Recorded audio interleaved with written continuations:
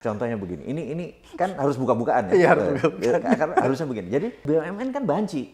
Pernah nggak ini Pak Mardigu melakukan gratifikasi? Oh, pasti pernah. Udah Pernah, jawabannya pasti. Daripada gua nanti bilang enggak, terus Iya. nanti gua di akhirat digorok juga. Malaikat udah iya.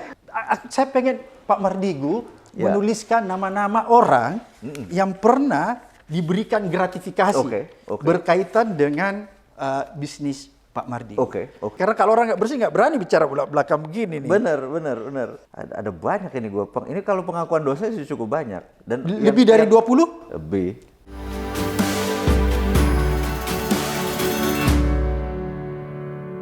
Assalamualaikum warahmatullahi wabarakatuh. Saya Abraham Samad, kembali lagi kita di Abraham Samad Speak Up. Hari ini saya kedatangan seorang tamu, seorang narasumber yang luar biasa.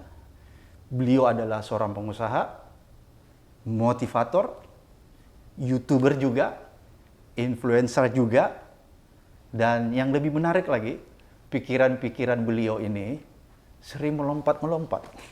Kalau di dunia ilmu fisika itu kuantum ya. Saya pernah membaca buku Behavior of Law, karangan Profesor Donald Black. Pikiran Profesor Donald Black juga melompat-melompat dan luar biasa. Oleh karena itu, saya sangat tertarik dengan tokoh kita hari ini. Saya ingin membahas suatu pembahasan yang mungkin mempunyai nilai edukasi buat kita semua, saya dan siapa saja yang mendengarkannya, tentang integritas, membangun integritas di dunia usaha. Untuk mempersingkat waktu, saya memperkenalkan langsung narasumber saya ini, Pak Mardigu Wowe. Selamat Pak Mardigu. Apa kabar? Alhamdulillah. Gimana kabarnya? Di cuaca hujan gini kayaknya memang harus bertemu sama orang yang luar biasa, beda semangat. Pak Bra, sama idola saya. Banyak hal yang digebrak-gebrak waktu dia menjabat dulu.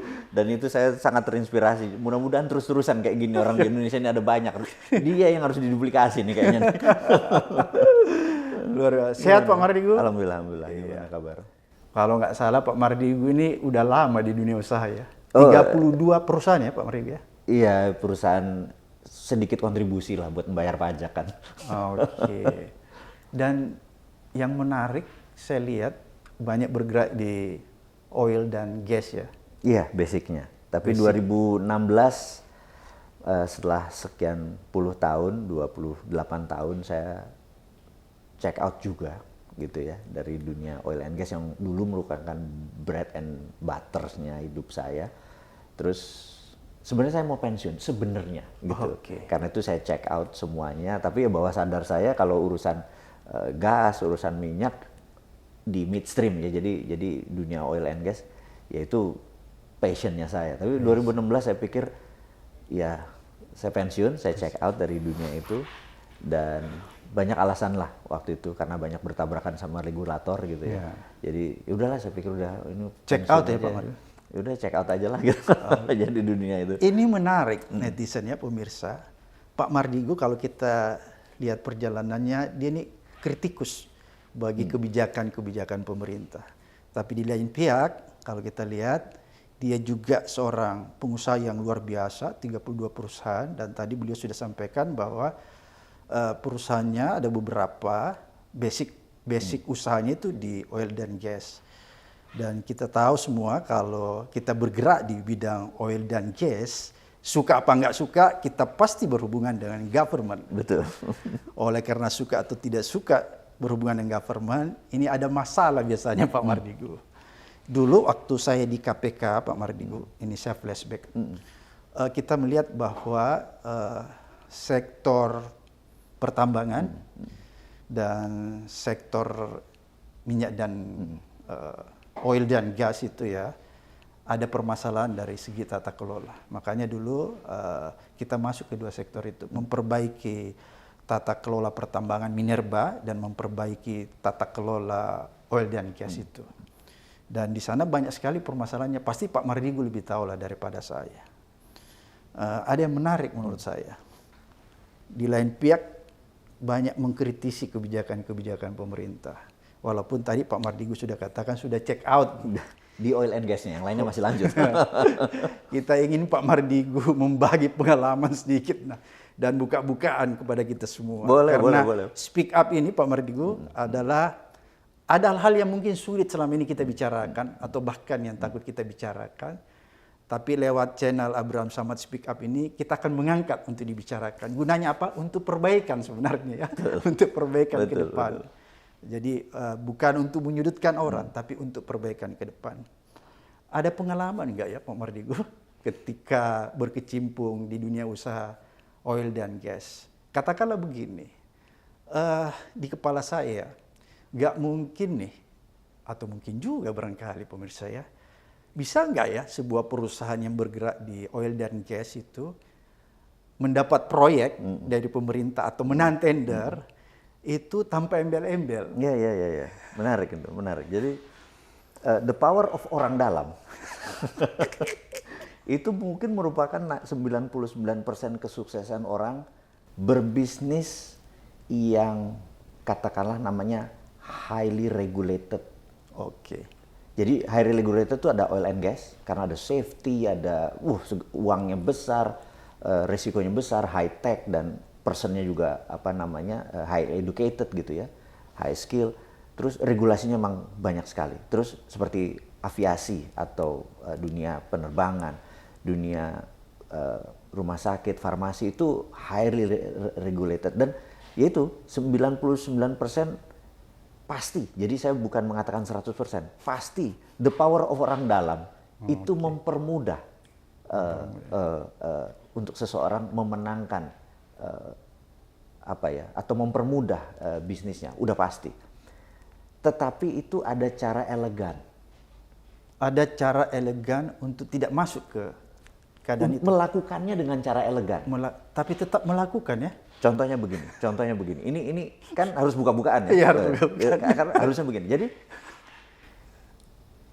kita tidak pernah memberikan apapun pada pejabat yang waktu menjabat. Oke. Untuk kita memenangkan tender atau mengerjakan suatu proyek. Tidak pernah. Tidak pernah. Gitu ya. Tetapi tetapi pada saat dia tidak menjabat, mungkin ada lebih 100 mobil kita pernah berikan kepada mantan-mantan pejabat yang udah sudah tidak menjabat. tahun sudah tidak menjabat. Ya. Karena itu pesannya pada junior-juniornya dia, udahlah kalau perusahaannya si Mardigu itu, kalau yang ini permudah aja, dia nggak ngeri loh. Tapi hari tua lo, umroh kita kasih ini, ngerti nggak maksudnya? Iya, ngerti banget. Nah, saya nggak tahu itu salah apa dosa. Tapi di tempat itu kita nggak pernah eksekusi. Jadi pada saat itu tidak pernah memberi, katakanlah uang pelicin atau memberikan fasilitas lain agar supaya perusahaan Pak Mardigu ini dimenangkan. Kalau bahasanya dimenangkan tidak ketika pernah. melakukan Itu jujur ya, sama sekali. Tapi mereka tahu. Karena mereka lihat seniornya yang sudah 5 tahun, yang umurnya udah 63, yang ada masalah kesehatan, kita drop. Diperhatikan ya ketika hari tuanya. Gitu. Dan itu tidak janji berapa yang didapat. Oke. Apa yang didapat. Kita pernah ada hitung-hitungan. Bahkan kita pernah nih tahun 98. Suatu hari kita udah ingat tahun berapa, 2010. Si Pak Anu tuh posisinya apa? Gitu. Wah, kita ingat ada satu proyek di Sumatera Selatan. Waduh, gimana kabar dia, nggak tahu gitu. Dari proyek dia tuh ngajarin kita ini, ya. Gini. Sehingga waktu itu harganya termurah, terbagus, dan negara diuntungkan. Ini orangnya harusnya kita beri sesuatu. Padahal itu 98 loh. Jadi dia memandu ya? Dia memandu, dia ini. Karena waktu itu kita satu-satunya. Oke. Gimana caranya termurah? Kalau satu-satunya harusnya mahal, bener nggak? Iya. Tapi negara, ini orang baik nih. Karena negara jadi dapat terbagus, kita jadi panjang kontraknya karena negara untung gitu kan. Wah, ini orang kemana? Harusnya dapat tuh. Kita nyari rumahnya ngontrak di daerah Mampang. Kita kaget, ternyata dia menegakkan integritas. Waktu itu, maaf ngomong, waktu itu kita kasih Toyota. Wah, dia tolak dia. Ini true story ya. Jadi kita analisa. Jadi tunggu dulu. Jadi berarti sebenarnya masih banyak orang-orang baik ya? Banyak, kalau diperlakukan baik. Ya, karena kan tadi waktu dia menjabat, dia tidak minta apa-apa dari perusahaan Pak Mardigu. Itu pun setelah selesai, tadi Pak Mardigu katakan ketika dikasih, dia masih sempat nolak gitu kira-kira? Dia nolak. Okay. Jadi waktu kita kasih, apa nih? Dulu kan Bapak gini. Oh, enggak. Saya mau mengajarkan kau. Ya, enggak Pak, Bapak memberikan keuntungan kami itu luar biasa besarnya. Karena sejak saat itu kami mengenal ini gitu loh ya. Iya. Bukan indirectly dia menunjukkan benefit. Jadi kita menganggap kita kayaknya masih ada kayak kita ada beban bahwa lu tuh nilainya adalah sekian. Oke. Gitu. Dia tolak. Akhirnya dia cuma minta uang setengahnya. Oke. Jadi itu sampai istilahnya kita mencoba memberikan haknya dia, versi kita ya. Iya, betul. Dia mempertahankan prinsipnya. Itu keindahan tersendiri. Akhirnya dia ngomong sama junior-juniornya. Itu perusahaan, saya nggak sebut perusahaan. Ini gini. Ini mereka akhirnya men-treat kita berbeda. Nah, dengan kemudahan-kemudahan itu kalau kadang-kadang kan mereka pasang postur karena mereka minta di drop, bener nggak? Iya, betul. Nah, mereka pejabat atau mereka lagi megang postur, terus minta dideketin, minta di drop gitu. Kita nggak begitu karena di lingkungan Pertamina terutama kita legend lah urusan begituan. Kita legend, perusahaan kita ini legend. Jadi saya pikir saya boleh mengatakan itu mungkin bukan integritas versi yang benar juga, tapi setidaknya saya bermain di antara itu indah aja gitu. Mengkondisikan ya. Mengkondisikan. Kalau misalnya tadi Pak Mardigu mengatakan tidak main dengan cara yang bagus, indah, itu tadi, apakah Anda akan terlempar? Kalau memakai cara yang sangat normal. Ini sebuah contoh ya. Di sebuah lokasi kami akan melakukan pekerjaan karena kami kalau memasang pipa tuh bisa lihat 2-3 kabupaten kan. Iya. Gitu. Perlu izin. Nah, dia ada seorang bupati waktu itu udah nggak menjabat sekarang, izinnya harus lewat sana. Terus dia bilang, karaoke sama gue gitu kan. Karaoke. Terus buka botol. Ini ngomong apa adanya, buka botol. Saya kan nggak minum. Oke. Dia bilang, wah kalau lu nggak minum gue nggak kasih izin. Apa jawaban saya? Iya. Saya panggil waitersnya, saya bilang, bayaran hari ini gue yang bayar. Tapi kalau lu mengatakan ini harus gue minum untuk ini, sorry gue nggak minum. Gak usah aja deh ada proyeknya, tapi saya bayarin itu. Saya kasih open bill, 10 juta gue taruh.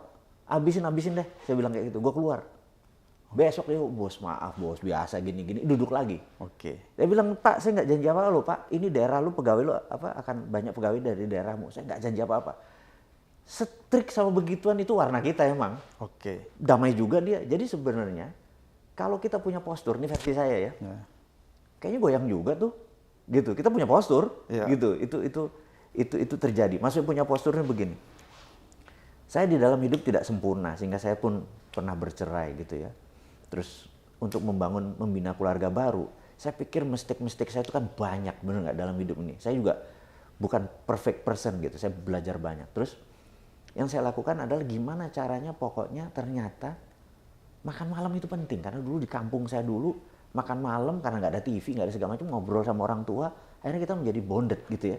Sekarang ini kan nggak, akhirnya saya wajibkan saya makan malam. Dan pernah suatu hari mantan menteri kabinet yang lalu dia memerlukan kenalin gue dong sama seseorang mungkin jago buat cocok buat berapa BUMN gitu ya.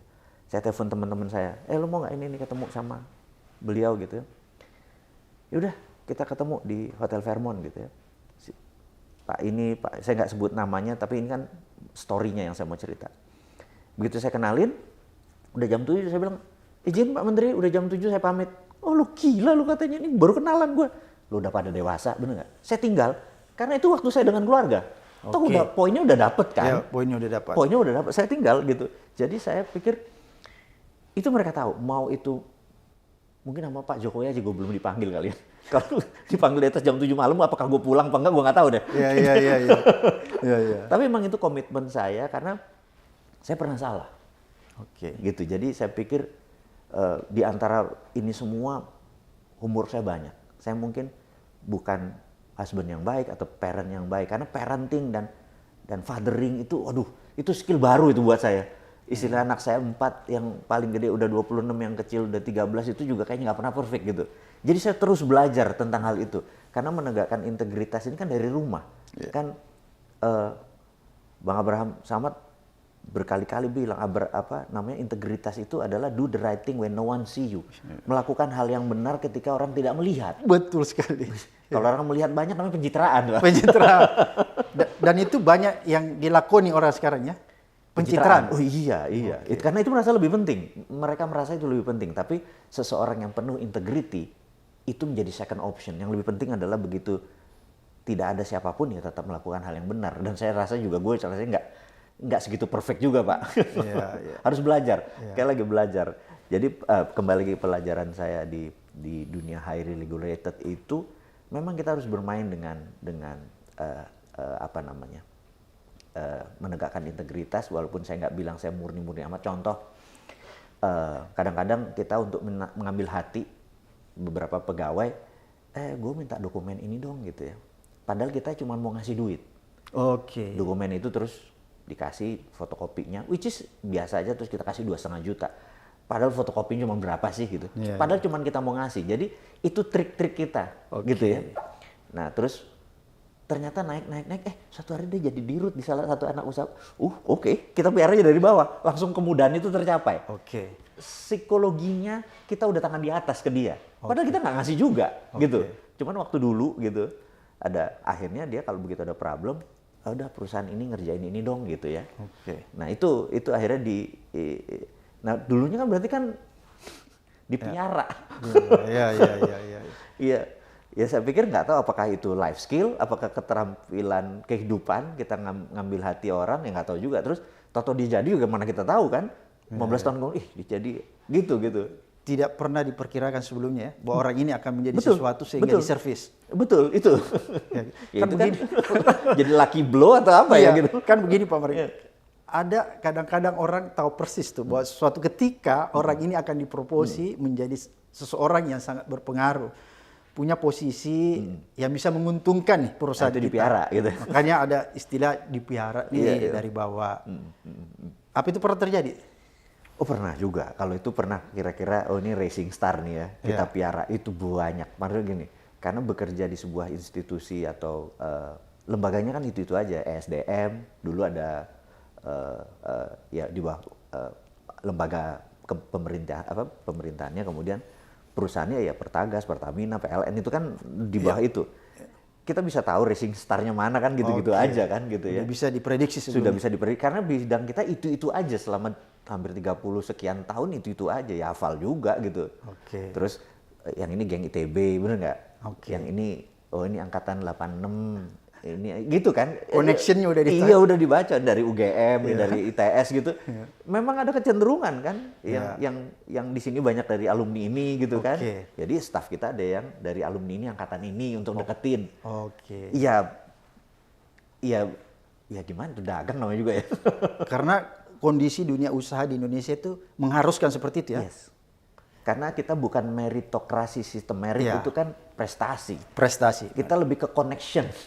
Jadi di Indonesia kalau ada prinsip is not what you know is important. Bukan apa yang kamu tahu itu penting, tapi who you know is more important. Jadi siapa yang lu kenal lebih penting.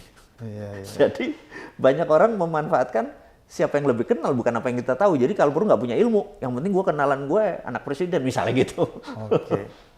Apakah menurut Pak Mardigu kondisi itu bagus atau apa?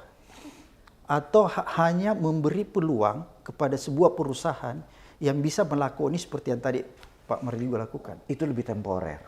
Karena itu kaya di Indonesia itu berbeda dengan kaya di negeri yang punya integritas atau edukasinya lebih tinggi. Kaya di kita tuh lebih ke personal approach. Gitu. Keterampilan kita memberi, yaitu akhirnya take and give kan. Jadi rumusnya itulah give first then you will get. Give first then you will get. Jadi kalau lu nggak dapat apa-apa sekarang, pasti karena lu nggak pernah ngasih. Ini dunia bisnis kita begitu ya. That's reality kan. Ini kan speak up katanya. Ini menarik ini. Apa yang disampaikan Pak Mardigu ini luar biasa bagi kita semua. Jadi kita intinya kita bisa mengambil satu gambaran ya, bahwa ada sesuatu yang harus diperbaiki dulu di negeri ini ya, agar supaya praktek-praktek itu tidak terus-menerus berlangsung, terus-terus. Itulah yang membuat saya merasa, jadi sekarang saya tidak berbisnis di highly regulated lagi. Jadi kalau lebih ke retail, digital, startup dan lain sebagainya itu tidak highly regulated.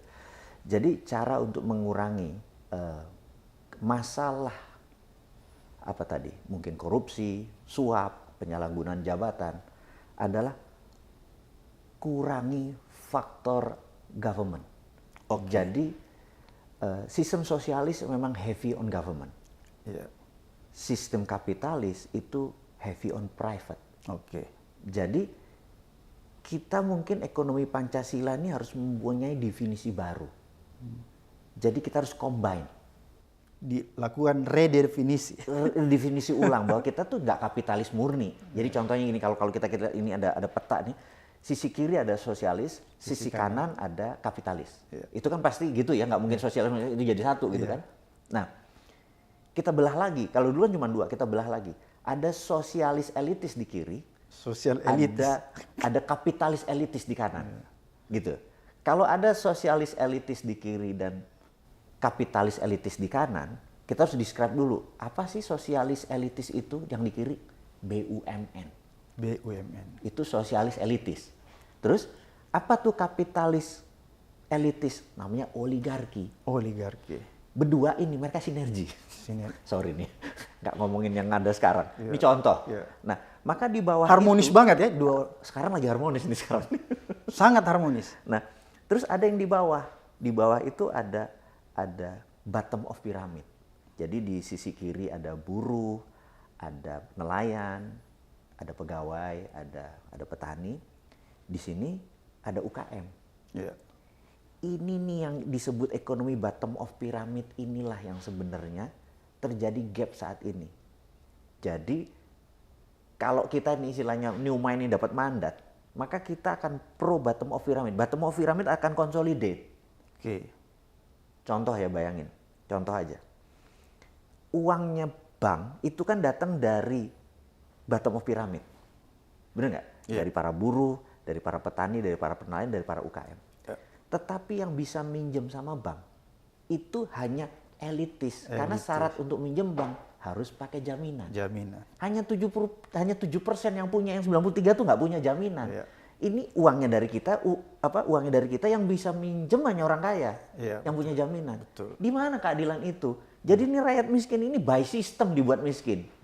Itu kan? Jadi semakin tidak berdaya dengan semakin sistem tidak berdaya. Ini yang kita bilang, nah ini harus diredefinisi ulang. Kita itu harus ini yang sejajar.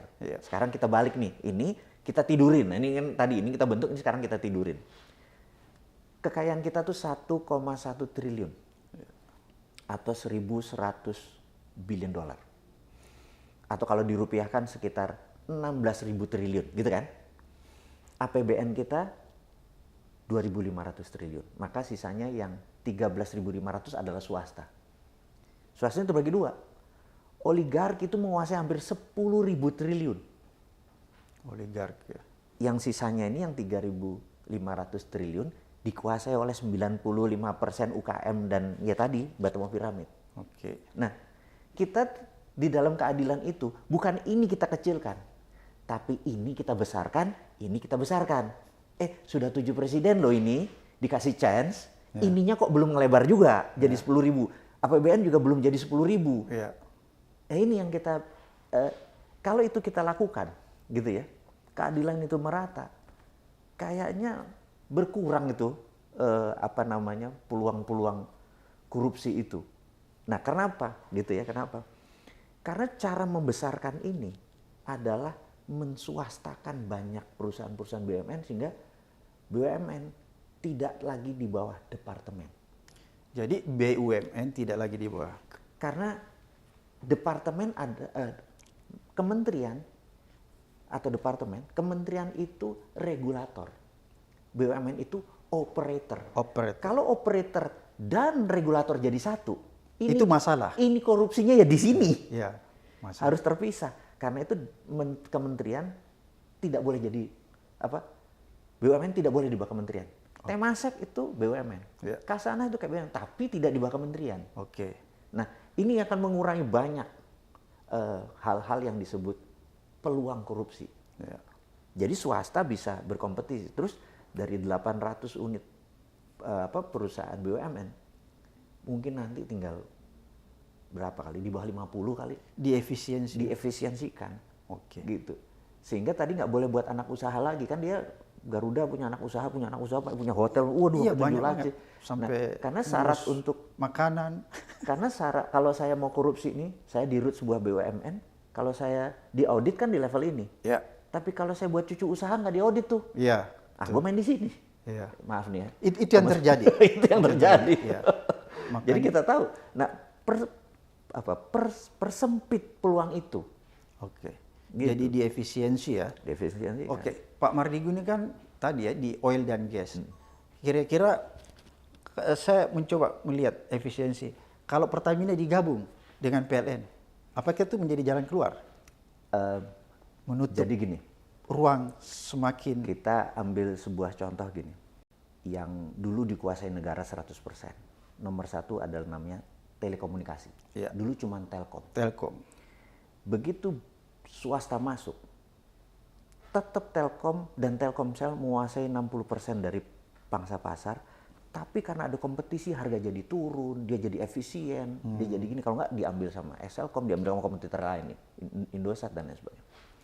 Kemudian dunia airline, dulu flagship kita cuma Garuda, Iya. kemudian diciptakan swastanisasi, tetap aja Garuda megang porsi terbesar, gitu ya. Nah, ada dua lembaga yang saat ini terlalu absolut, yaitu Pertamina dan PLN. Kalau swasta boleh membangun daya listrik, boleh mendistribusikan, itu dienrekan, itu jadi lebih murah listriknya. Karena power plant-nya di situ, distribusinya di situ. Nggak usah narik kabel dari mana-mana, karena swasta bisa bikin dari hydropower, dia jual ke ininya, satu desa bisa punya. Tapi di sini nggak boleh, peraturannya harus PLN gitu ya. Nah, PLN harus diswastakan. Jadi swasta boleh punya dari hulu sampai hilir, sampai distribusi. Pertamina juga sama. Pertamina ini kan perusahaan minyak negara. Swasta juga boleh ngedrill, boleh merefine, boleh mendistribusikan, boleh punya SPBU. Itu harga Pertamina kaget-kaget begitu swasta ternyata lebih murah dari harganya Pertamina. Karena gaji komisaris nggak harus 3 miliar gitu kan. Iya.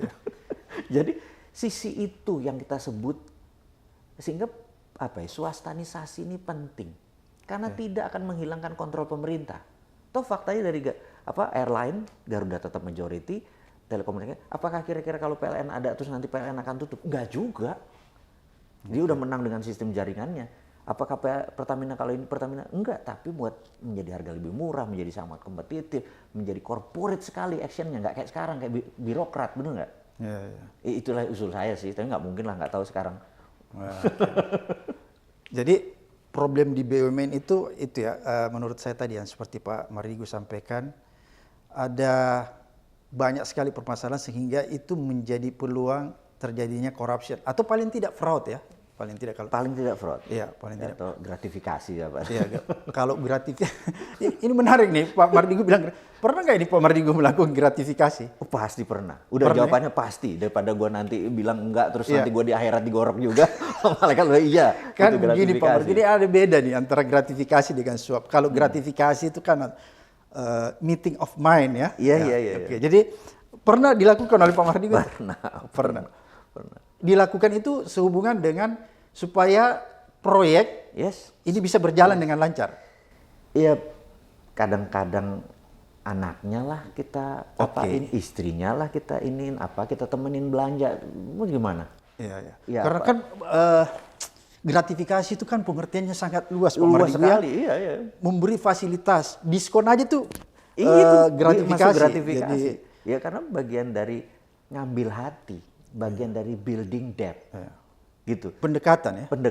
Cuman karena dia punya jabatan aja, karena dan kita ada niat, bener nggak? Yang salahnya cuma di situ kan, gitu. Sama lah kalau kita naksir cewek juga kita kan drop juga kan, supaya hatinya nengok gitu kan, ya Mbak ya.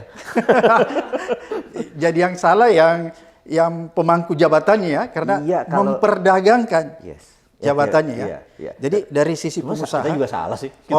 Jadi Pak Mardigu menganggap bahwa apa yang pernah dilakukan itu juga sebuah kesalahan ya? Kesalahan. Tapi saya tadi pernah bilang, kesalahan kan belum tentu dosa kan ya? Oh gitu ya. Jadi karena ini kita masih negara yang abu-abu gitu ya, belum negara yang putih banget gitu ya. Gitu. Yang itu jadi utopia, sesuatu yang nggak pernah akan terjadi. Nanti mungkin di surga doang kita begitu gitu. Itu kan ke individu kan, seperti tadi behaviornya yang membedakan. Nah, yang jadi masalah sekali lagi di bangsa kita ini karena mungkin banyak yang lapar, pengen quick money. Oke. Iya kan? Sehingga yang jabat juga ngambil, toh gue cuma 5 tahun daripada gue lapar nanti pas gue pensiun, bener nggak? Ya, Sedot dulu gitu kan? Sedot dulu. Itu sama pejabat juga, mumpung dia deh yang megang ini, gitu. Masuk aja dulu deh, belum tentu gue ada kesempatan. Karena ada ketakutan itu, itulah action itu terjadi. Dan itu mungkin landasan, jadi gini, saya dengan rekening masih 1 juta sebulan, berbeda, nggak kayak sekarang kayak terasa bijak gitu loh ngomongnya. Iya kan? Itu kan bullshit banget gue ini. Karena ya gue udah cukup gitu. Tapi kalau udah kaya sekarang. Iya, bukan gitu lah. Tapi gitu. Jadi saya juga kadang-kadang mengkritik orang, lu mah dulu juga nyikat juga, sekarang udah terasa udah begini bijak lah segala macam ya karena udah kenyang gitu kan. Ya, gitu. Itu sebuah realita lagi gitu. Jadi saya bilang, makanya saya jujur aja. Gue nggak mulus-mulus amat. Jadi yang mungkin kalau ide gue diterima deh. Tapi orang jangan ditiru gitu loh. Kita nih belajar, gue aja masih belum lengkap gitu loh. Yang menarik itu kan perjuangan kita menjadi lebih baik kan, gitu. Itu yang perlu. Iya. Tapi ini kan menarik Pak Mardigu tadi ya, karena ada pengalaman melakukan gratifikasi sehubungan dengan perusahaan Pak Mardigu. Saya berpikir begini, tentu orang yang Pak Mardigu gratifikasi itu, memberikan gratifikasi, bukanlah pejabat yang berada di level bawah. Ini ada di kepala saya. Pasti. Atau katakan dia pejabat di level lah. Dia pasti decision maker lah ya. Oleh karena itu kalau saya lihat kalau dia decision maker di sebuah BUMN, pasti kan gajinya besar nih Pak Mardigu. Ya kan? Saya bertanya-tanya, kok orang ini masih memerlukan lagi hal-hal seperti itu padahal gajinya besar nih, ya. Kan begini. Korupsi itu kan kalau menurut saya banyak penyebabnya ya, Pak Mardigu. Banyak sekali kalau kita menguraikan, tapi ada 2 hal kalau kita sederhanakan. Corruption by need sama corruption by greed. Kalau misalnya pegawai kelurahan yang golongan 2A, kita datang ke kelurahan ngurus KTP, terus dia markup atau katakanlah dia minta uang lebih, misalnya KTP 10.000, dia minta 15.000 atau 20.000, ada selisih tuh 10.000. 10.000 itu masuk di kantongnya. Kenapa dia perlu uang 10.000? Karena memang gajinya, pendapatan dia sebagai pegawai negeri golongan terendah itu tidak mampu membiayai kehidupannya dalam 1 bulan. Jadi dia memerlukan uang 10.000. Itulah yang disebut corruption by need. Ada keterpaksaan, walaupun kita tidak bisa benarkan ya Pak Mardigu, tapi kita bisa pahami. Tapi yang saya nggak bisa pahami ini, tadi yang Pak Mardigu bilang, ini kan orang yang berada di level bawah. Berarti saya kategorikan orang yang Pak Mardigu beri gratifikasi ini adalah corruption by greed nih. Sebenarnya orang yang punya gaji sudah cukup lumayan, nggak perlu lagi dia minta begitu. Sebenarnya. Tapi kenapa dia harus melakukan itu? Ada 2 ya. Gordon Gekko ini adalah film Wall Street yang sangat mengkritik bahwa greed is good katanya. Jadi ketamakan dan kerakusan itu bagus gitu. Yang kedua memang too much is never enough. Jadi nggak akan pernah cukup manusia itu gitu ya. Itu masalah keimanan soalnya. Gitu, itu lain lagi tuh masalah spiritual. Karena begitu mereka memang ya manusia yang jauh dari spiritual, agama apa segala macam itu ya sudah greed aja isinya. Gitu kan. Nah, di situ orang bilang saya belajar gitu. Dulu saya binatang ekonomi. Gitu. Binatang ekonomi karena jadi orang susah itu capek, banyak nyamuk Pak. Terus begitu sakit kita kayak orang bingung, ngutang sana, ngutang sini gitu ya. Pernah dialami Pak Mardigu? Itu cerita panjang karena ayah saya pensiun angkatan udara, pangkatnya kapten. Kapten loh pangkatnya. Jadi anak kolong juga. Anak kolong. Nah itu sama-sama saya. Gitu kan. Nah dia sampingan waktu dulu selesai jam 2 jam 3 waktu sebagai tentara itu, terus dia nyupir jualan untuk memenuhi kebutuhan, kebutuhan. Dan karena gaji yang didapat dari negara itu tidak bisa memenuhi standar. Nah, ya seperti itu kan saya tahu betapa dia capek dan saya juga capek dan panjang, kita laparnya itu panjang gitu. Sehingga banyak sekali alasan untuk saya ada bawah sadar saya bilang, aduh gue nggak mau anak-anak gue seperti gue gitu kan. Itu ada rasa, padahal dia punya nasib sendiri, dia punya jalan hidup sendiri, kita mau playing God, kita main-main jadi Tuhan. Terus saya pengen ini, pengen itu, pengen ini. Nah itu tuh yang greed itu yang saya pikir saya punya. Saya pikir, dah itulah saya menjadi orang buas. Gitu. Jadi kalau ini pengakuan dosa ya, kalau pengakuan dosa, eksekusi juga kita. Istilahnya nyogok juga gitu ya. Demi gue menang, sogok gitu ya. Gitu. Nah, itu di awal-awal, tapi di tengah-tengah seperti tadi.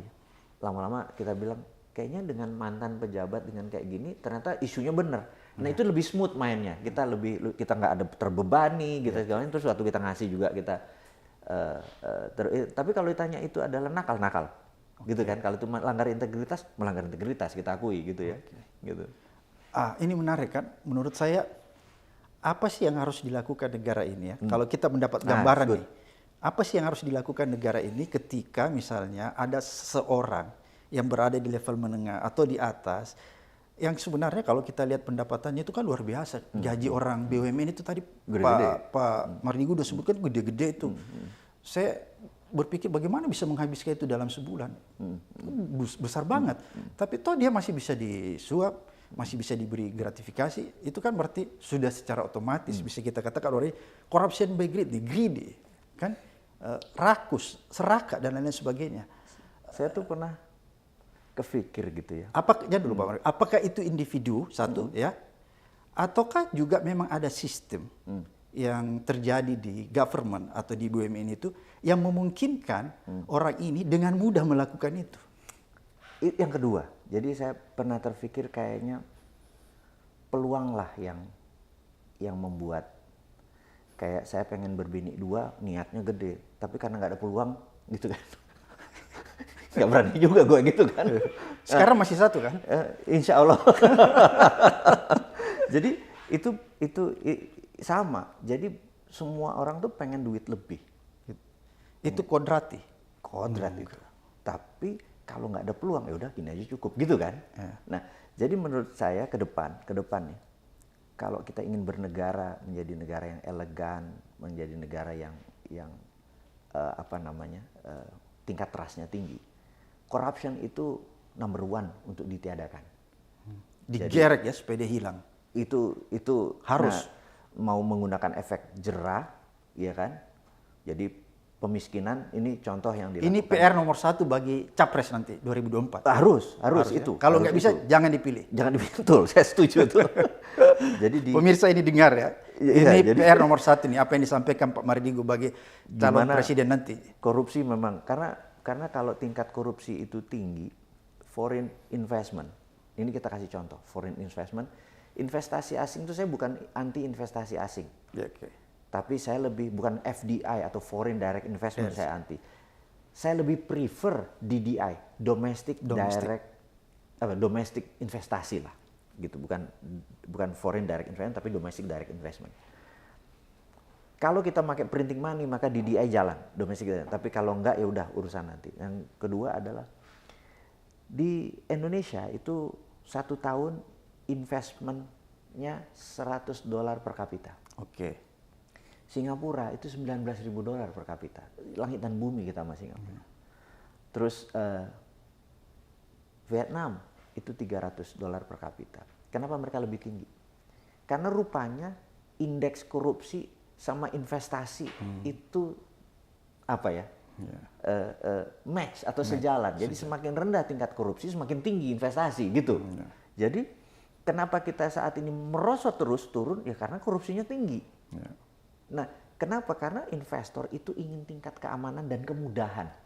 Ada kepastian hukum. Ada kepastian hukum, ada uang yang diinvestasi yang tahu kapan returnnya gitu kan.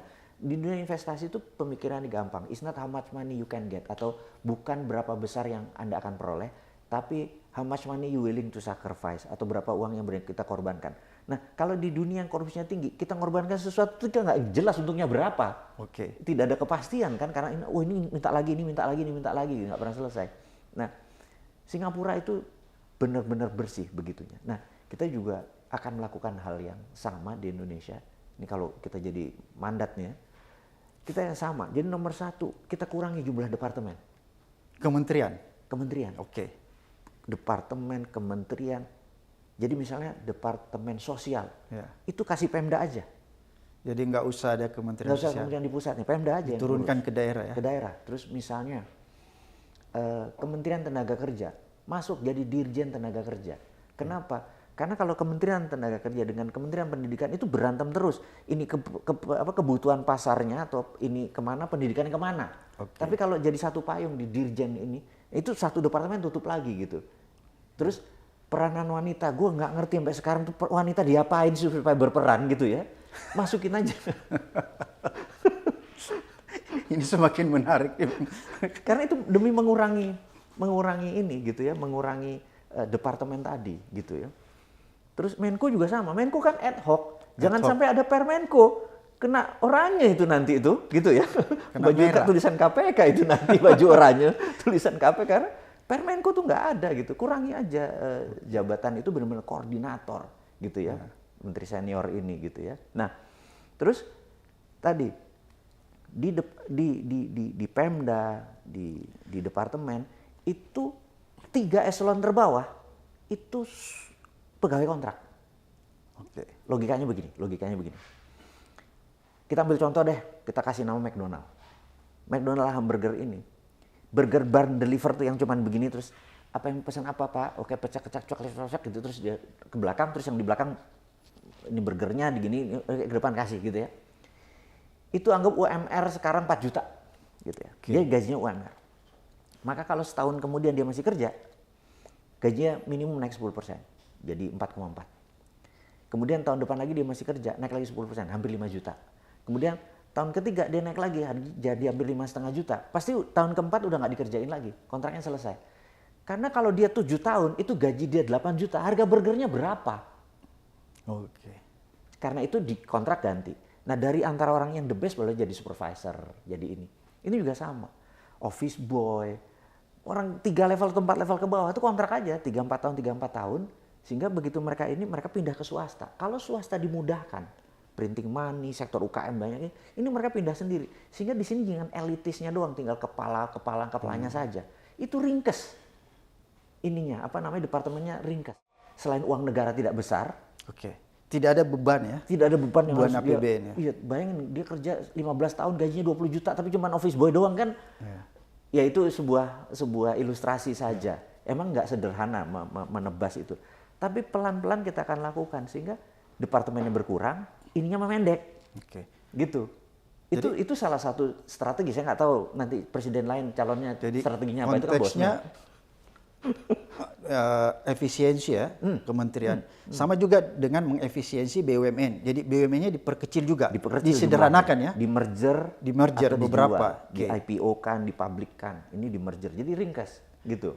Kalau menurut Pak Mardigu, yang idealnya itu BUMN kalau diperkecil tinggal berapa? Keuangan harus ada. Oke. Ya, terus Pertamina harus ada. Oke. PLN harus ada. Airline harus ada. Perkebunan pertanian harus ada. Basicnya itu. Udah. Sisanya mau Wijaya Karya itu swasta juga bisa. Bener nggak? Karena itu beban ya bagi APBN. Beban di APBN. Nah ini yang menarik gini. Ini menarik sekali. Ini harus dibuka. Kalau tadi speak up adalah sisi pribadi, kita mau speak up mungkin agak sedikit ke arah pemerintah gitu. Speak up tuh begini. Hutang negara itu masuk ke dalam APBN. Setiap Agustus dilaporkan. Tapi hutang BUMN tidak dimasukkan. Oke. Kenapa tidak dimasukkan? Karena dia masuk undang-undang PT. Saya langsung bilang, ini menteri gak salah nih masuk. Kok ngaku bahwa ini masuk undang-undang PT? Kenapa? Karena kalau di bawah kementerian, buktinya pakai APBN tuh Garuda dikasih 17 triliun, ini dikasih APBN. Jadi kalau PLN ini kok APBN yang nanggung? Sementara harusnya hutang ini juga ditanggung oleh APBN, ditulis. Itu akan kaget kita karena hutang APBN plus hutang BUMN masuk.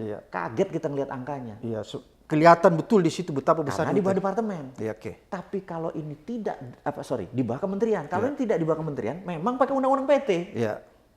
Kalau undang-undang PT direksinya bisa dipenjara kalau dia melakukan tindakan itu, iya kan? Iya. Nah ini yang kalau kita lakukan itu, ini terjadi ya perubahan yang positif harusnya, sehingga utang BUMN tidak masuk ke APBN. Sekarang ini lucu, memang tidak dicatat, tapi harusnya dicatat. Karena buktinya kok kemarin nyetor 17 triliun, ini ruginya PLN disetor, ruginya dan yang saya sebel tuh kalau setoran subsidi, ini gue sebel nih ya, sorry pegawai BUMN, pegawai negara subsidi atau negara injek itu masuknya pendapatan. Jadi tahu rekeningnya bisa plus, bisa dapat tantiam. Kurang ajar gue. Jadi sah tantiamnya. Tantiamnya itu besar banget itu. Iya, masalahnya karena gue bukan komut sih, makanya gue ngomong jadi. Iya, itu besar banget. Tapi itu nggak kena KPK lah, itu memang itu. Cuman pembukuannya digeser, subsidi jadi pendapatan sih lucu juga, bener nggak? Iya. Jadi kalau menurut Pak Mardigu, ini kan tadi ngomong tentang BUMN, itu banyak permasalahan di dalamnya sehingga terjadi corruption atau paling tidak fraud. Penyalahgunaan lah. Penyalahgunaan kekuasaan, kewenangan. Sehingga kita lihat banyak kejadian-kejadian tindak pidana korupsi yang terjadi di BUMN kita. Sangat. Pengalaman Pak Mardigu, apanya sih yang harus diperbaiki? Tata kelolanya atau orang yang ditempatkan di situ yang harus punya integritas kuat? Taruh 1.000 orang yang biasa tinggal di Tanjung Priuk, di mana itu ya, ke Singapura. Nggak berani ngeludah sembarangan, nggak berani buang sampah sembarangan, benar nggak? Sekarang kita balik, taruh orang Singapura ke Indonesia, mulai ngeludah sembarangan, benar? Udah sesederhana itulah. Berarti sistemnya ya? Sistemnya. Sistemnya. Tata kelolanya. Tata kelolanya, bukan orangnya. Bukan orangnya. Jadi Pak Mardigu yakin kalau sistemnya, tata kelolanya itu diperbaiki dan memperkecil atau bahkan meniadakan potensi korupsinya, maka orang brengsek datang masuk di situ, dia tidak akan juga melakukan korupsi. Pasti. Pasti ya? Pasti. Itu sama menurut kayak Pak Mardigu? semua orang dengan latar belakang agama, dengan latar suku, dengan latar belakang pendidikan, dengan latar belakang ekonomi, masuk akabri, keluar sama, bener nggak? Oke. Ini beragam waktu awalnya, begitu digojol di Bukit Tidar keluar sama semua gitu. Ya itu. Berarti sistemnya, value organisasinya betul, ya. Betul. Apakah Pak Mardigu sendiri ini kan punya korporasi nih, punya perusahaan. Bagaimana menerapkan sistem integritas organisasi di perusahaannya Pak Mardigu? Kasih saya contoh yang paling sederhana bahwa supaya saya ada gambaran bahwa perusahaan Pak Mardigu ini termasuk perusahaan yang value ya, value corporate-nya itu yang bisa dipertanggungjawabkan lah. Tidak akan terjadi hal-hal yang pelanggaran atau apapun yang kita tahu bahwa sifat dasar manusia itu loyal pada mimpinya sendiri. Oke. Jadi kalau perusahaan kita itu bisa mewujudkan mimpinya, dia akan loyal sama kita. Diwujudkannya mimpinya dia. Wujudnya. Jadi itu salah satu. Salah satu, sehingga wajib bagi saya atau bagi pemimpin sebuah organisasi untuk mengenal mimpi dari setiap individu tadi. Oke. Gitu. Jadi biasanya misalnya saya ada suatu organisasi baru namanya Micro Gold, itu anak-anaknya kira-kira berapa ya? Sekitar 17. Anak-anak baru, benar-benar baru, orang baru 2 bulan ke organisasinya. Saya bilang nih, nanti akhir November kita cari Airbnb di puncak, 7-8 kamar, cowok sama cowok, cewek ini, terus kita makan bareng, masak bareng gitu segala macam. Terus biasanya itu karena udah sering ya, terus jam 9 malam nanti kita ada api unggun. Terus nanti kita nulis apa masalah dalam hidupnya yang kamu yang mau buang. Terus kita share masalah tersebut. Itu 1, 2, 3 nangis sampai jam 3 pagi karena dia menceritakan sisi itunya. Akhirnya kita tahu, oh kita jadi kenal dia. Oh kenapa dia suka raise voice atau marah, karena ternyata dia tuh ibunya lagi kena cancer dan dia nyari uang untuk ibunya. Oke. Nah tahu itunya itu ternyata menjadi kita lebih akrab. Nah mimpi-mimpi itulah yang kita harus kenal, dan di sini memang menjadi tradisi karena itu kayak saudara saya di organisasi itu. Dan kenapa rata-rata loyal 18 tahun, 20 tahun ikut sama saya atau ikut dalam organisasi ini? Karena selama mimpinya itu terkabulkan lewat kita, dia loyal dan dia menjadi sangat produktivitasnya tinggi. Jadi kita udah mereview dari sekian tahun saya berbisnis bahwa naik gaji sama produktivitas, itu mungkin begitu gajinya dinaikin, produktivitas dia 2-3 bulannya naik, habis itu balik ke normal lagi. Oke. Kalau naik pangkat, itu lebih tinggi lagi. Jadi dia 2-6-7 bulan dia masih tinggi, habis itu ya normal lagi. Wayai ngono ya, habis ini udah balik lagi. Tapi kalau happiness faktornya tinggi, itu produktivitasnya konstan. Dan Tidak turun. Tidak turun. Dan happiness faktor itu tidak ada hubungannya dengan tingginya gaji dan cepatnya naik pangkat. Nggak ada hubungannya. Nggak ada. Gitu. Jadi begitu dia diorangkan, begitu segala masalah dimanusiakan, dimanusiakan selesai. Gitu. Nah, jadi yang paling capek jadi pemimpin itu bukan pandai ngomong, tapi pandai mendengar. Pandai mendengar. Dan pandai memberi keteladanan. Wah, itu yang paling sulit dari gue. Agak susah itu gue. karena saya masih belajar gitu. Jadi untuk menghindari karena saya merasa ini ada solusi anak-anak. Saya tidak dikasih ruang kantor dimanapun organisasi saya. Nggak ada ruang kantor, meja kerja saya tuh nggak ada. Oke. Jadi dan mereka menghindari saya ada kaca sama stabilo, spidol. Karena kamu ngerjain apa saya tulis, kamu ngerjain apa saya tulis, kamu ngerjain apa. Ini seminggu lagi mau apa gini, kemarin apa gini, semua saya tulis gitu. Oke, ke depan mau gimana? Itu paling takut kalau saya udah megang kertas. udah selesai. Minggu depan ini, bulan depan dapat ini ya. Oke, gue jalan, hilang udah. Pindah lagi kantor yang lain gitu. Jadi kalau dikasih ini, anak-anak stres. Oke. Karena saya pengejar prestasi kan, ngegas gitu loh. Gitu. Karena laparnya saya tuh gede banget gitu. Lapar saya tuh kayak susah saya menjelaskan lapar itu. Karena kadang-kadang anak yatim dari rumah yatim nelpon dari kemarin Cilodong, Pak, anak ini kemarin lompat mangga, naik pohon mangga terus jatuh kakinya patah, Pak. Perlu 7 juta, ya Allah. Itu anggaran nggak? Jangan harap ada dari ya kan itu makan. Ya perasa kita keluarin gitu ya. Hal-hal seperti itu membuat kita harus ready, membuat saya jadi lapar terus, kayak nggak pernah istirahat itu. Ya karena ada anak-anak itu. Jadi saya merasa Rumah Yatim Indonesia saat ini baru berusia 26 tahun, masih muda lah, tapi ya pahit manis dalam mengelola panti itu udah saya lakukan. Karena saya kok udah 7 presiden, pasal 34 nggak pernah pasal 34 Undang-Undang Dasar 45 kok nggak pernah dipraktekin sih? Ini menarik nih, pasal 34 nggak pernah dipraktek. Seharusnya kalau negara memperhatikan itu nggak perlu Pak Mardigu buat itu nggak rumah yatim. Swasta punya panti-panti Tapi begini. karena negara tidak memperhatikan, maka Pak Mardigu buat rumah yatim. Sedikit, kontribusi sedikit. Oke, Pak Mardigu kita balik dulu kembali ke tadi kita bicara tentang corporate value ya, culture, budaya organisasi.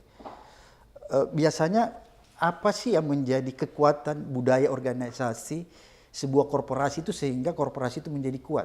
Apakah code of conduct? Tujuan. Kalau code of conduct? Nyusul. Karena kalau terlalu kuat code of conduct kita nggak kaya. Kita perusahaan swasta, kita perlu profit. Di atas itu semua, karena kadang ada yang kita ban sedikit, bukan dilanggar, ditekuk sedikit. Gitu ya. Karena tujuan kita ingin menjadi, misalnya salah satu divisi baru yang kita bangun adalah jewelry. Kita menganggap Indonesia punya kemampuan untuk membuat silver bagus sekali, tapi kenapa Pandora adalah top 3 di dunia ini, misalnya nomor 1 Cartier, nomor 2 adalah Tiffany, nomor 3 Pandora gitu ya. Kok selama puluhan tahun kok mereka terus yang jadi top 3 gitu. Indonesia padahal hasil pabriknya di Thailand, pabriknya di Indonesia, tapi brandnya pakai Pandora misalnya gitu. Oke, masuk ke sana. Kita bilang kita akan menjadi top 3. Nah gitu loh. Tujuan itu loh yang membuat kita jadi passionate gitu. Bukan code of conduct-nya ya? Bukan, setelah itu baru menyusul. Saya sekarang lagi berpikir begini Pak Mardi. Jangan-jangan, ini pemikiran saya tiba-tiba tadi dari jangan-jangan kenapa BUMN itu suka terjebak dengan perilaku korup dan lain sebagainya, fraud dan lain sebagainya, pelanggaran secara moral. Jangan-jangan memang BUMN itu tidak punya code of conduct yang kuat, yang bisa membatasi dia atau menjadi filter sehingga dia tidak. Kan ini kita bicara tadi sistem. Di kepala saya kalau sistem itu berarti di dalam sistem itu harus ada code of conduct yang diperkuat sehingga itu membatasi orang. Jadi kalau code of conduct-nya kuat, sekalipun saya punya niat, sekalipun ada peluang yang seperti tadi Pak Mardigu katakan, tapi kalau code of conduct-nya kuat, itu kan walaupun ada peluang itu orang akan berhati-hati. Jadi di dunia entrepreneurship atau swasta, agility, kemampuan bergerak, kemampuan mantul, kemampuan dia fleksibel, itu penting. Oke. Tapi di departemen harus kaku. Oke. Gitu kan? Oke. Berbeda nih, departemen itu artinya di pemerintahan itu harus Iya. kaku. Harus stiff, dia harus Oke. kaku. Nggak boleh ditekuk tuh gitu ya. Makanya itu dia butuh code of conduct Dia yang butuh kaku. code of conduct. Karena itu BUMN kan banci. Oke. Banci katanya. Jadi dia nggak punya code of conduct yang kuat ya? Nggak bisa karena dia harus di sisi swasta. Yang pada saat pasar bergeser dia ikut bergeser kan. Sementara Oke. code of conduct-nya dia kaku jadinya. Kasihan jadi BUMN itu. Lebih baik dia diswastakan gitu Swastakan loh. penuh ya, supaya Iya, dia bisa fleksibel. Iya, bisnis itu diswastakan. Pemerintah harus kaku. Oke. Pegang rule, pegang regulation, punya strong code of conduct. Itulah birokrasi. Oke. Tapi ringkes. Oke. Jangan sisi ini masuk ke sini, kusut dia. Di sini dia pasar harus profit, di sini dia harus buat laporan yang sangat tertib, lelah dia, gitu. Jadi ada perbedaannya kalau government-nya atau BUMN-nya itu dia harus rigid. Rigid, Ya. benar. Dia harus kaku, dia harus punya code of conduct yang jelas. Betul, Ini loh yang dilarang. Betul, Ini nggak boleh dilanggar. Kalau you langgar ini hukumannya begini kan gitu kan. Nah, tapi kalau dia swasta murni maka yang diperkuat tujuannya. Tujuannya karena dia harus profit kan, Oke. gitu. Ya, kalau karyawan kita 100 masing-masing 4 juta kan 400 juta kita satu bulan. Kalau kita nggak making money 400 juta gimana caranya? Code of conduct mah apa mau ditegakin bener nggak? 3 bulan lagi kita tutup gitu. Oke. Nah, code of conduct itu lebih menyusul, lebih ke organisasi yang sudah well established, yang besar. Sementara perusahaan sekarang ini makin mengecil. Oke. Itu yang jadi problem. Jadi code of bahkan HRD pun di tempat kita tuh hampir tidak ada. Oh gitu. Bayangin, pada code of conduct harusnya yang menegakkan karena HRD-nya. Iya. Kita demi meringkas organisasi di bawah 20 nggak ada HRD gitu. Tapi bukan berarti harus melakukan pelanggaran ya, Iya. gitu. Karena kita bersifatnya pada pasar. Oke. Kita nggak ada satupun peraturan pemerintah karena ini pasar bebas kok. Bukan tadi maksud Pak Mardigu bahwa yang menjadi utama itu tujuan. Yang kedua code of conduct. Bukan berarti kenapa code of conduct menjadi kedua? Bukan karena mau melanggar ya? Bukan karena mau melanggar. Benar, bukan karena Bukan begitu. karena mau melanggar. Saya benar. pikir jangan sampai kenapa code of conduct dijadikan urutan kedua. Jangan-jangan supaya bisa melakukan tadi gratifikasi itu. Karena supaya profit. Karena profit oriented ini yang Kan begini, tabrakan. kalau misalnya code of conduct Aku minum ya. Oke. Bismillah. Oke.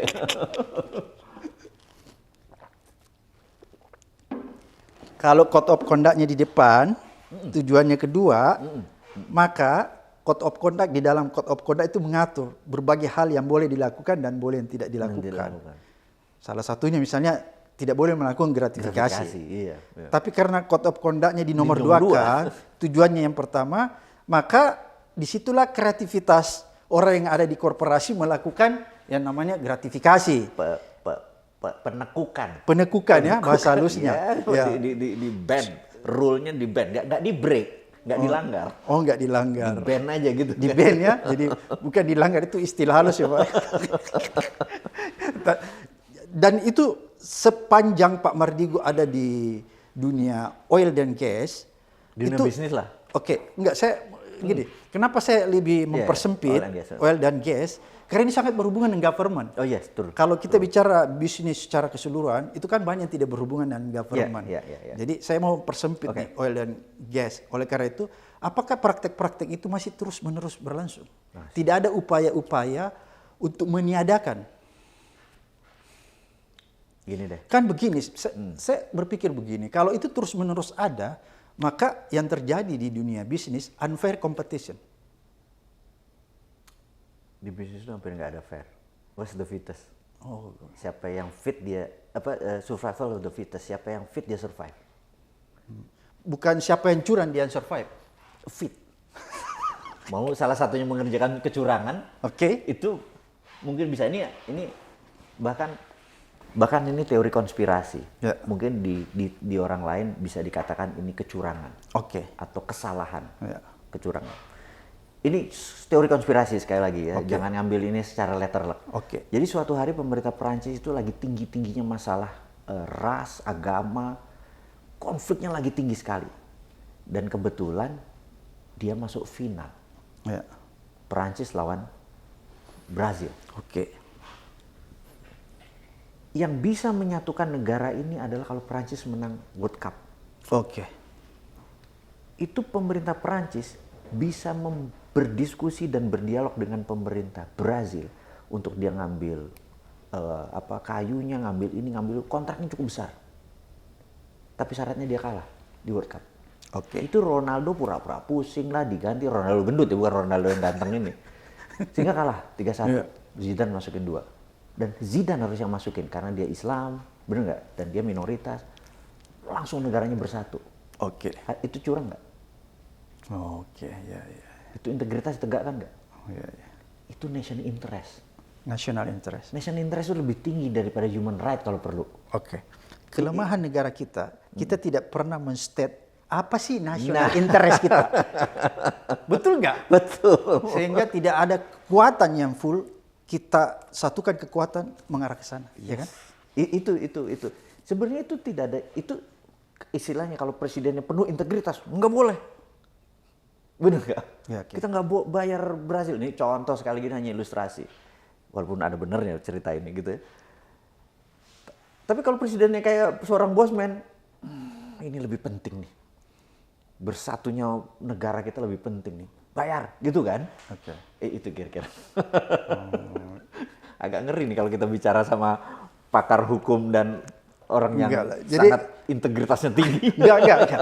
Kita semua orang yang biasa-biasa saja. Pak Mardigu, saya juga orang biasa, bukan dewa. Kita manusia yang berusaha berbuat yang benar, bukan yang baik. Berusaha menjadi manusia yang benar, bukan yang baik. Karena kita sadar bahwa dengan kebaikanlah itu kita berguna bagi orang banyak. Nah, benar. Oleh karena itu tadi saya mencoba mengelaborasi lebih jauh, sejauh mana nih Pak Mardigu melakukan hal-hal yang sebenarnya boleh saya kategorikan itu sebagai sebuah kebenaran agar bisa ditiru. Pasti didengar ya, dinonton oleh orang. Dan ini speak up, jadi ya, ini bosman ngomong apa adanya nih. Iya, karena ini speak up, saya menarik sekali nih tadi apa yang disampaikan oleh Pak Mardigu ya. Saya rasa nggak pernah nih ada pengusaha yang mau terus terang seperti ini ya. Kadang-kadang banyak hal yang disembunyikan karena dia masih berpikir, waduh sebulan dari sini saya kan masih besok harus berhubungan lagi dengan government itu. Kalau aku ngomong begini nih, mungkin besok orang sudah resisten sama saya atau perusahaan saya resisten. Saya nggak dapat proyek lagi. Oleh karena ini saya apresiasi yang luar biasa. Terima kasih sama-sama. Tapi Ken, bisa minta nggak kertas? Saya mau nguji nih Pak Mardigu, kertas sama pulpen.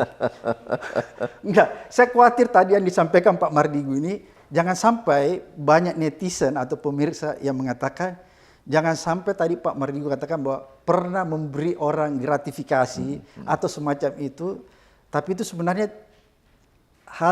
hanya memberi contoh gitu, tapi sebenarnya nggak pernah. Oke.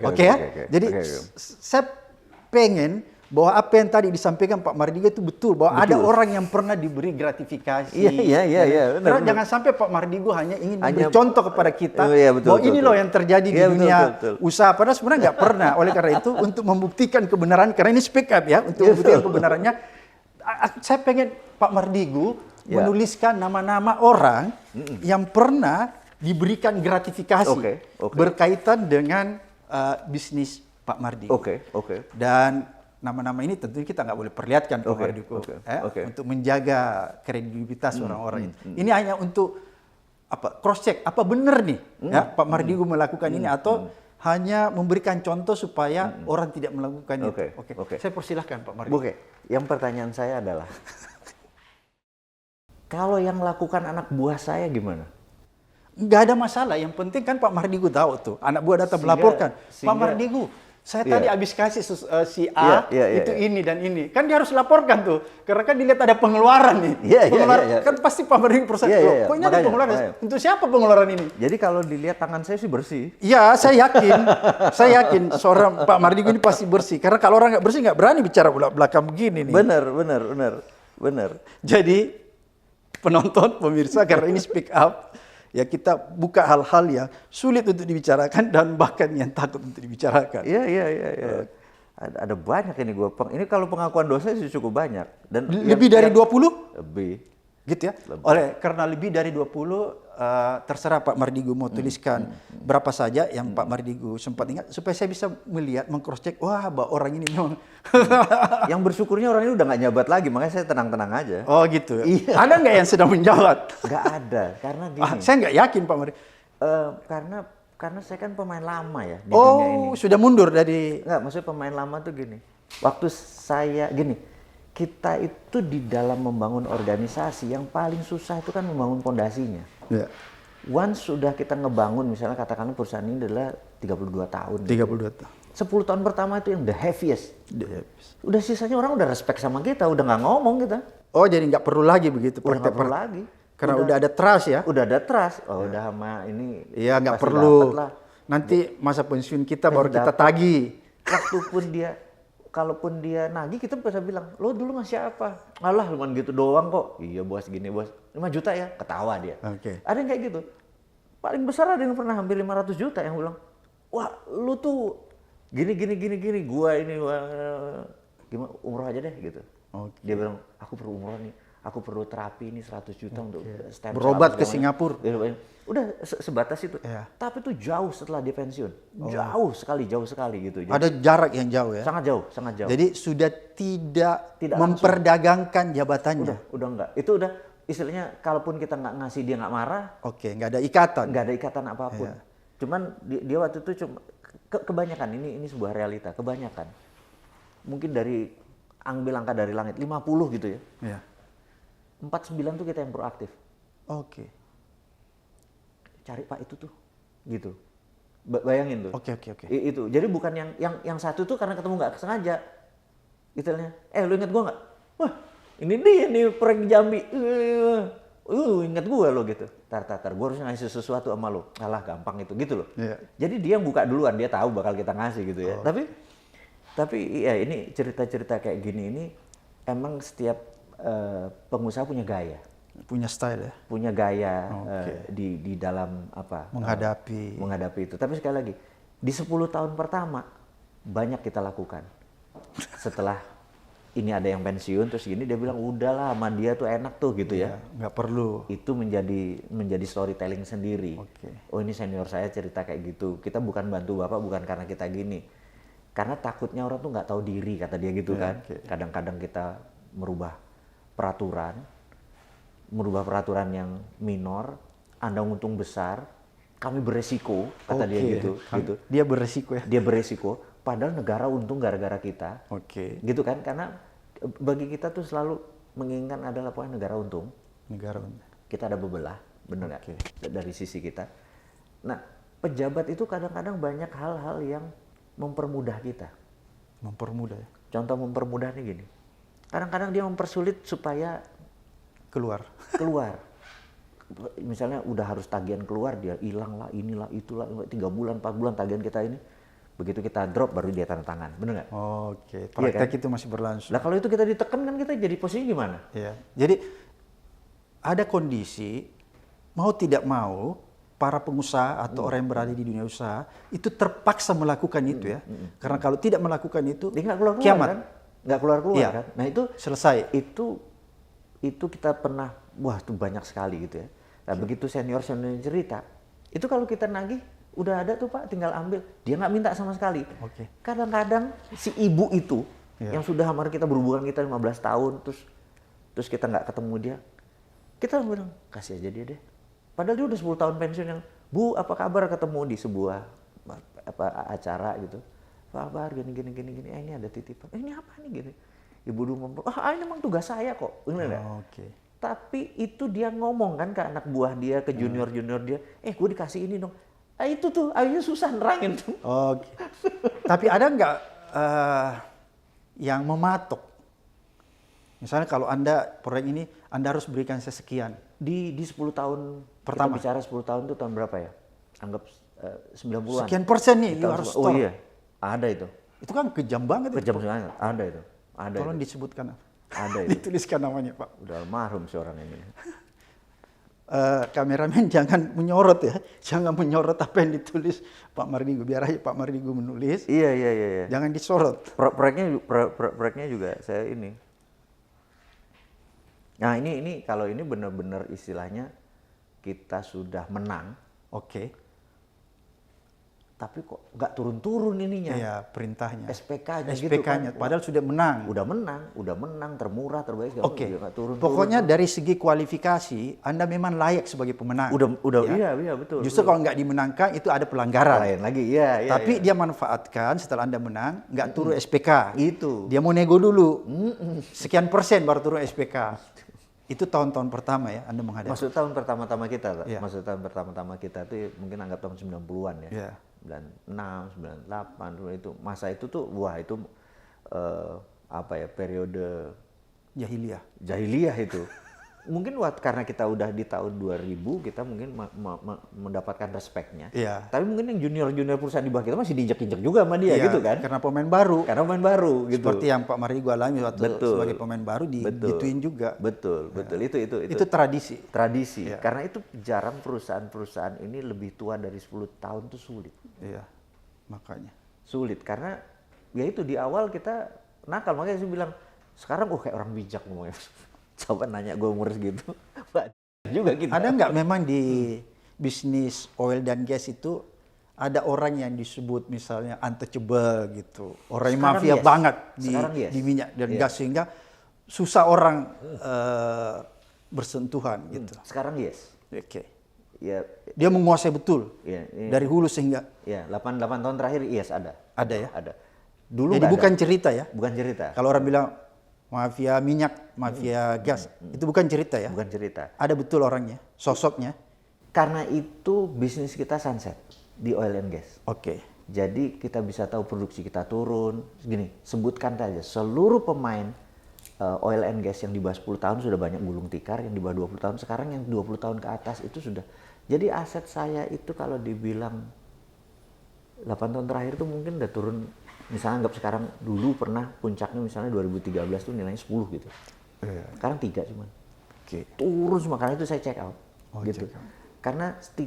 Karena entah bagaimana, karena kita lebih baik tidak berhadapan sama orang-orang yang jadi raja-raja di sini karena dia berdekat dengan power. Kan kita Dekat dengan kekuasaan ya. Iya, kita nggak punya power kan. Kalau Pak Mardigu tidak dekat dengan kekuasaan. Kita memilih saat ini untuk tidak dekat. Kritikus terhadap kekuasaan. Kita bukan mengkritik hal-hal yang yang tidak kita kasih solusi. Oke. Kita menganggap bahwa yang dia udah kerjakan bagus, tetapi ada yang belum dia kerjakan, kalau ini dikerjakan lebih bagus. Oke. Terus kita kasih solusinya kalau ngerjain ini kita lebih bagus. Kita memberikan sedikit kontribusi ke negara, tapi bidangnya cuma itu aja. Jadi kritikus yang konstruktif. Ya. Dan bidangnya cuma itu aja. Ya. Keuangan, ekonomi dan keuangan, terus pertahanan, foreign policy terutama, geoekonomi, kekuatan geografi kita untuk keuntungan ekonomi, dan di dalam ekonomi tadi mulai dari sisi keuangan, keperpajakan sampai pertambangan dan lain sebagainya. Itu karena bidang itu bawah sadar bagi saya. Oke. Gitu.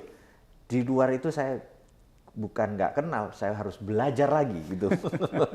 Hukum misalnya gitu ya, Bang Abraham Samad ini hukum, saya pikir hukum masih ada masalah legal, masalah perundang-undangan. Itu besar sekali kan itu. Kalau saya di bidang hukum, kalau Pak Mardigu criminal minds. Nah, saya criminal mind and forensic investigators itu waktu dulu sekolah itu, karena criminal mind itu bukan criminal act. Yang melanggar hukum itu criminal act. Oke. Criminal mind tidak melanggar hukum karena misalnya gini, para disruptor itu berpikirnya kriminal sebenarnya. Dia mendisrupt misalnya gini. Dulu botol Coca-Cola tuh misalnya dari kaca sehingga orang luka. Terus ininya dari kaleng sehingga orang luka, terus diubah jadi kaleng, terus tutupnya dibuang, terus setelah tutupnya dibuang ternyata ngerusak lingkungan, tutup ceklek-klek, tutupnya nggak kebuang. Nah, disebut criminal mind atau disruptor tuh, oke, next apa? Ubah lagi.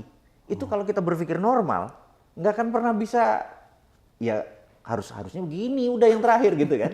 Nah, jadi criminal mind itu lebih ke berpikir konstruktif.